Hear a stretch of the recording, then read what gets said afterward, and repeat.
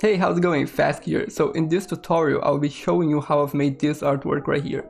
I'll be talking over a time-lapse of me doing the entire artwork. This is kind of a new format that I want to try out because it's way easier on me to record, so I might be able to pump out more of these videos. So if this format is cool for you, please let me know. So without further ado, let's go. Okay, so I basically start setting up a floor and a camera group. I always use a target camera, so it's way easier to control. And at this point, it's pretty simple stuff. I'm just creating another cube to use it to cut out a hole in the floor. I was thinking on maybe making a pool, like a pool style render, but I quickly switched to something else. Because at this point, I'm not really sure actually what I'm doing. I'm basically like just throwing some basic shapes out there just to until I have an idea. So yeah, I was messing with the faces, trying to get a little bit more creative with the background. Then this is kind of important for me, at least. I applied the camera grid just to have a better idea on how the cube edges are like on the scene, so I don't get any like strange intersections and stuff, composition wise, I mean. So yeah, then I started changing the camera position just to get a better idea on how the perspective was looking and stuff. Yeah, this is kind of important for me, at least. I've created a save group. It's a group where I deactivate both the viewport display and then the rendering. So every time that I want to change an object and I'm not sure if this will work out, I duplicate the object inside this save group. Because especially with these small scenes, that's not a problem, like memory wise, but it's cool to have like a quick backup of any object that you want to modify. Okay, so then I've created a arch with some bevel deformer and a lot of subdivisions, and use that arch to cut out a hole in the wall. Then I extended the floor just to format it a little better. Yeah, at this point I'm basically rendering some stuff just to get a better idea on how like the camera is working. Yeah, adjusting some faces right there.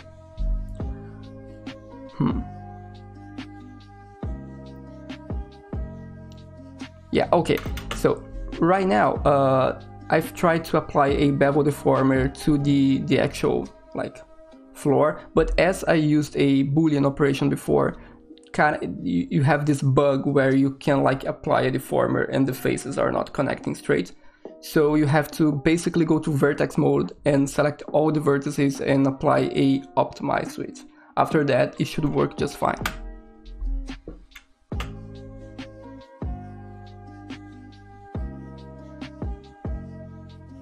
Okay, I applied the same deformer then later to the wall, but this time I applied a angle threshold just so we don't like deform the archway and stuff.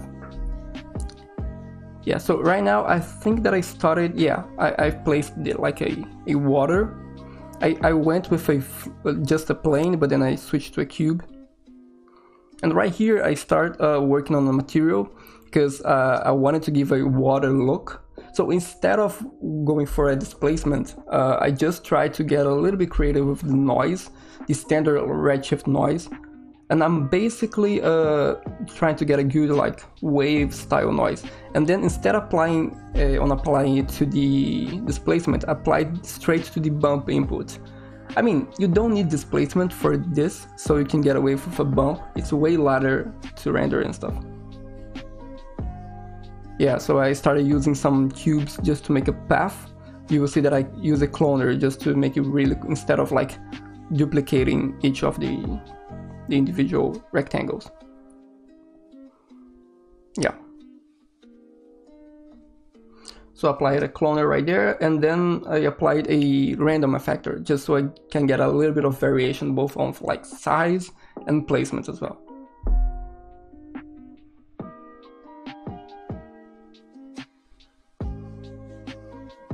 Okay, so I think at this point I started like lighting the scene right? If I can recall, yeah, I'm just basically applying some bevel deformer to the steps. Yeah, I started with the lighting. I've placed a physical sun just because I really wanted to get a harsh shadow coming from the diagonal, right? Yep. Okay, so yeah, this is kind of fun because I could turn on the global illumination for the scene, but I didn't, because I mean it's not necessary for this one, because I like to use a physical sun, right, with a dome light, like an HDR, because you can kind of fake global illumination with like those two. You actually don't need to apply global illumination for this case, because we don't need like super indirect lighting, and it's way lighter for the rendering. And then I applied a tint, like a greenish tint to the dome light, just so I can get a little bit of green in the scene. So I'm basically using a blue light for the sun and a green light for the dome light.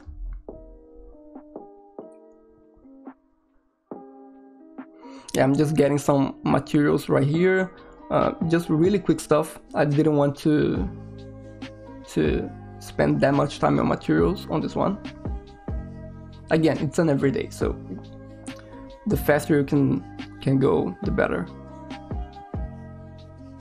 Yeah, I set the texturing for cubic, the projection, I mean, the texture projection.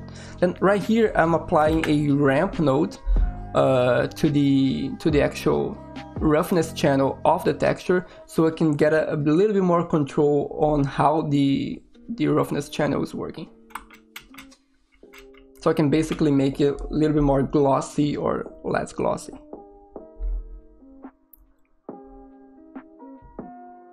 Yeah, so okay, I do this a lot. I wanted to give a little bit of volumetric lighting to the scene, but I didn't want that specific light to affect the rest of the scene. So I basically disable all the diffuse all the diffuse, glossiness, and like scattering channels for the light, so it just affects the volumetrics. And you will see later that I end up like disabling the light altogether, just because the volumetrics wasn't working that well.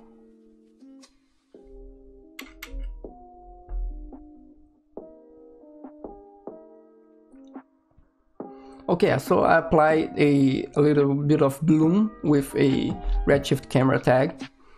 Nothing that special. I'm adjusting the camera, a little bit of the color, just so red contrast as well with blue. So at this point I wanted to have a lamp.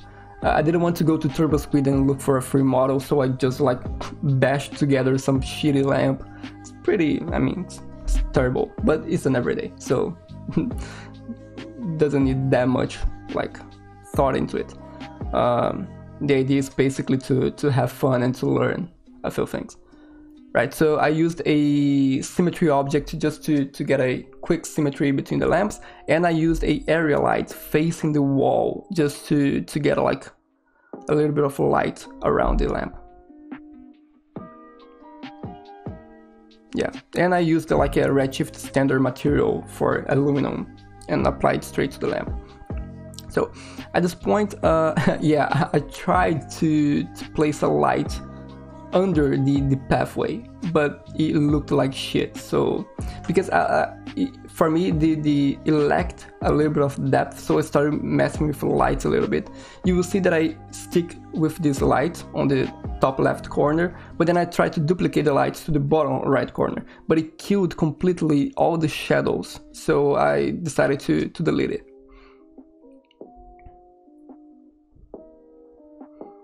Yeah, so I'm just adjusting the camera right here, nothing that special. Okay, so at this point, let's stop right here.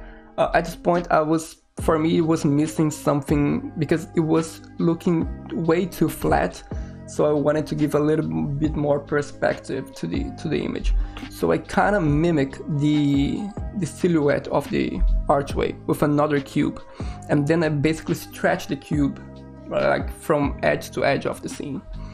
and then I tried to subdivide the sides, because the idea here, it was to create neon lines coming from the archway, right?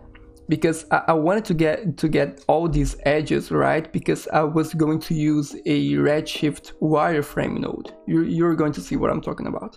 So yeah, I'm just adjusting like the size and stuff, nothing that special. Yeah, so right here I create a, let's stop right here. Right here I create a incandescent material and then apply to the cube. Right now I'm adding a Redshift object tag, and I'm disabling all the shadows, just because I don't want this geometry affecting the shadows of the scene, because it's supposed to be like neon lines, so it shouldn't like affect the shadows. So I basically strap a Redshift object tag and disable all the shadows. Yeah, so with the wireframe node, it's a really powerful node from Redshift. So I'm basically inverting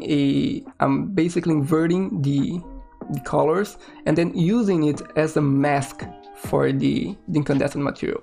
Then I just composite it using a composite node with another like texture, just to get a little bit more variation and stuff. Yeah. Okay, so at this point, if I recall correctly, I basically imported a girl model just to give a little bit of size perspective to the scene. And because it was feeling way too empty, right? And there you go. I think that we are really close to the end. Yeah, I'm basically just setting up all the channels. I actually forgot to enable samples for the diffuse channel, but it ended up looking just fine, right? Well, I think that's it. I really hope that this helped you in any way. I won't be covering any like post effects and color correction that I've done after I finish this artwork, because the video might get way too long, but I promise that I will cover something like that in the future. So yeah, feel free to follow me on all social media and blah blah blah blah. See you in the next one.